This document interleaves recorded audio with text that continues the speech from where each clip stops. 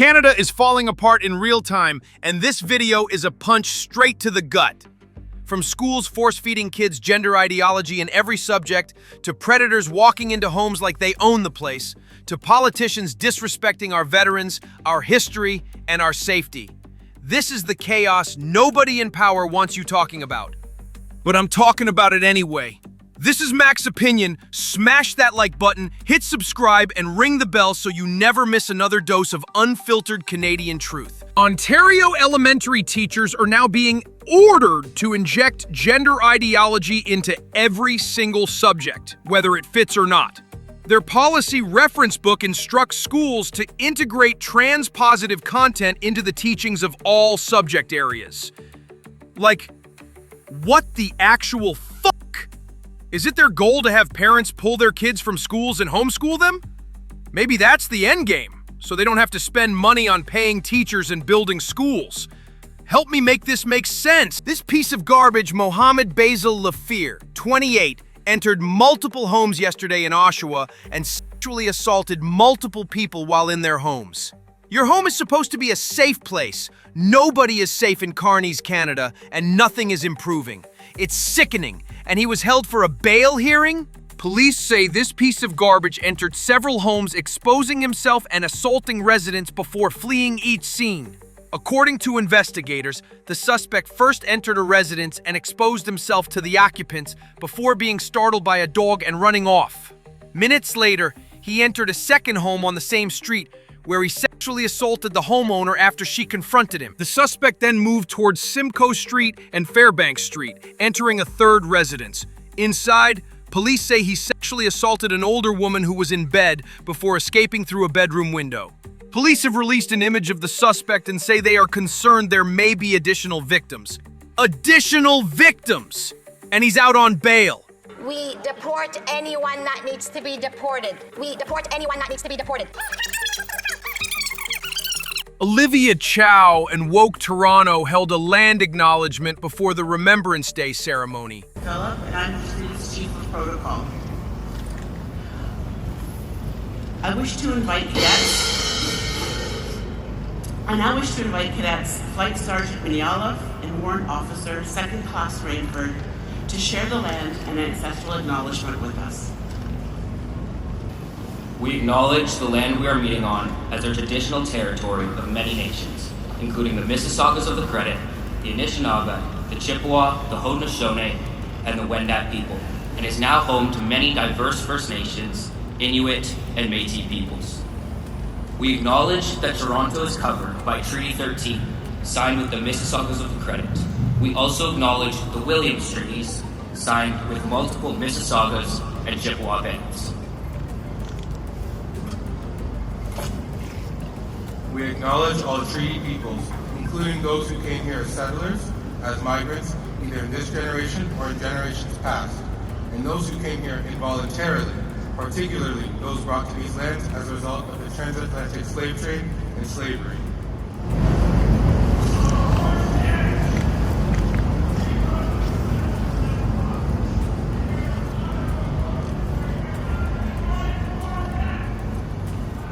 Thank you. The visual centers today are This is very disrespectful. Canadians died fighting for Canada, and if it weren't for them, these natives would be speaking German and supporting themselves. I acknowledge nothing except the sacrifices of our war veterans. Disrespectful! These Kalistani terrorist supporters held rallies across Canada on Remembrance Day. Deport these assholes back to India. Remigration now!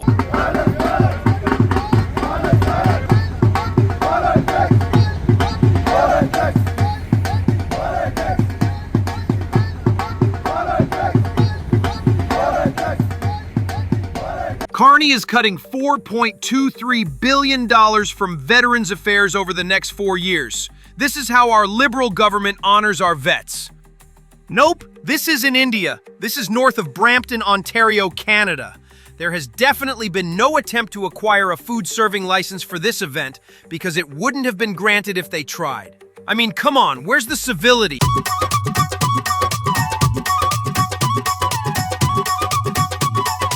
Hey, come close, let me show you how we dine. Hero lost on the dusty ground. Spices fly No table, no chair, we don't despair. Just dirt and poop, burrito feet, don't care. A little dust, gets flavor boost. Tiny pebbles, add that zing. Fecal flavor, bold behavior. It's how we do our cooking thing.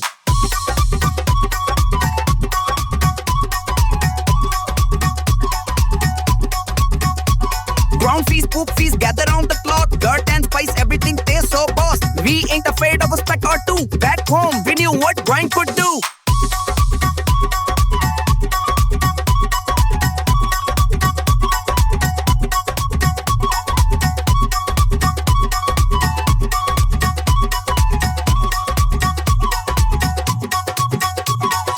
See that soil, it's part of a toil. Adds character to dal and rice.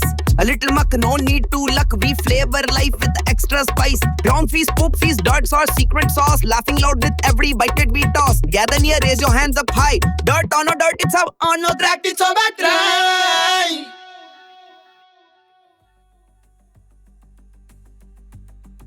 Mohammed Subhan Khan was arrested in a child sexual abuse material investigation.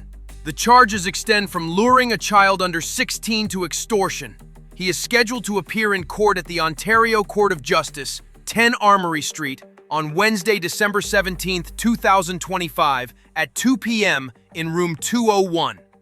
I also noticed in the report that they didn't say he was remanded into custody until his court date, which means he's out on bail. We deport anyone that needs to be deported. We deport anyone that needs to be deported. An Indian man believes he was a target of racism after an Asian police officer's dashcam footage catches him watching videos on his cell phone while driving in bad weather. I thought only white people could be racist. So, I'm gonna be issuing a ticket for drive, handheld entertainment device. Do you understand that? The car comes with the screens. I'm not talking about this car screen. I just told you again, and you're recording.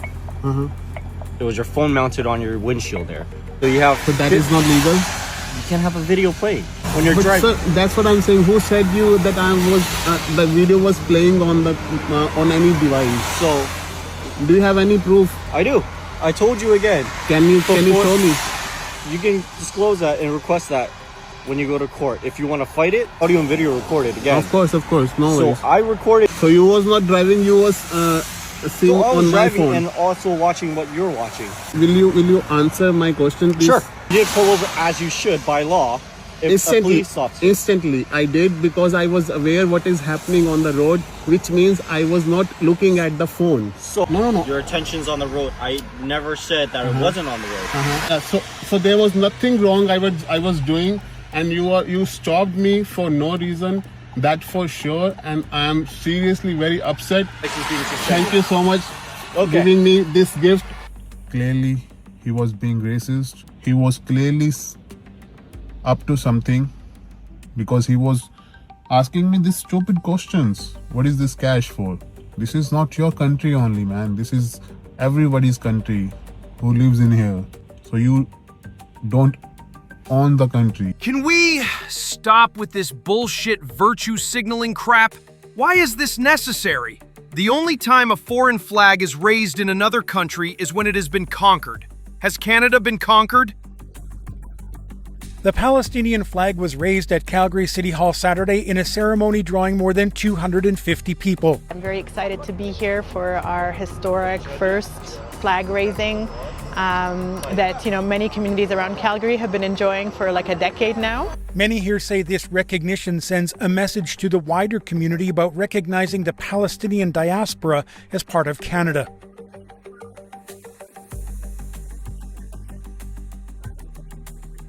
This is the first time in Calgary City Hall where the Palestinian flag is being raised, and that's important to us because it's a recognition. It's the beginning, and it's a first. This could be the last time the flag of any nation is raised here at Calgary City Hall.